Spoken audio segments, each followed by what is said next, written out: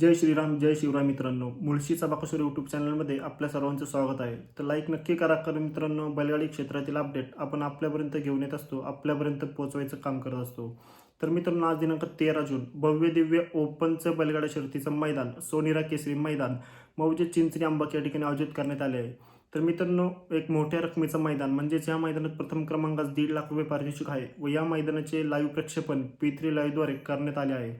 तर मित्रांनो एक मोठ्या रकमेचं मैदान असल्यामुळे संपूर्ण महाराष्ट्रातून रती महारथी टॉपचे नंदी या मैदानामध्ये दाखल झाले आहेत. तर मित्रांनो या मैदानाची लाईव्ह लॉट्स काल रात्री जाहीर झाले आहेत. तर या मैदानासाठी अखंड महाराष्ट्राचं काळीज सर्वांच्या गळतीत आहेत. आपला देवबाकासूर सकाळीच दाखल झाला आहे. तर मित्रांनो आपल्या देवबाकासूरच्या देखील 2 चिठ्ठ्या निघाल्या होत्या.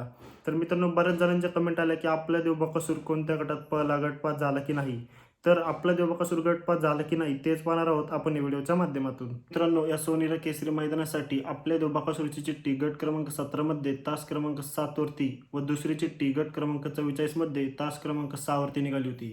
तर मित्रांनो या मैदानातील गट क्रमांक 17 मध्ये तास क्रमांक 7 वरती आपला देवबाकासूर पळाला. तर मित्रांनो आज नशिबात पुन्हा एकदा कड होती व आज पुन्हा एकदा होत्याचं नव्हतं झालं.